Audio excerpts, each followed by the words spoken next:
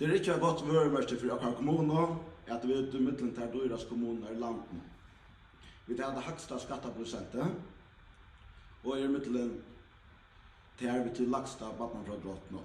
Det må och ska blötas så kött fortsatt rasar de i fyra.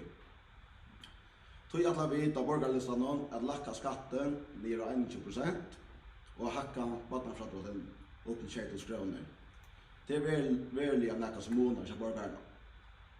Tack om det döme och säga att det är en familj och bara 2 vuxen och 3 barn. De får vinna tillsammans 26 000 kronor om månaden.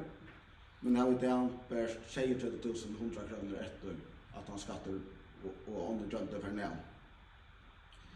Om vi har brött skatten och hackat vattenfrågbrotten så kommer det att ha en 23 800 kronor att han är avdömt och skattar för näm. 600 kronor mer att leva för kvar månad. 600 kronor om månaden. Kvart det han huxar till möbler.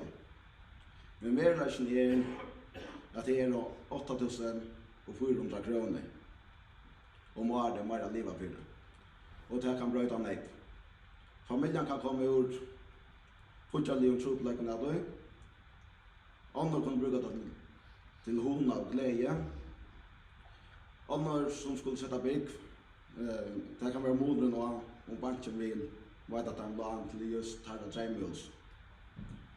600 kronor om månaden svär till att hacka sätta så skulderna vid 130 000.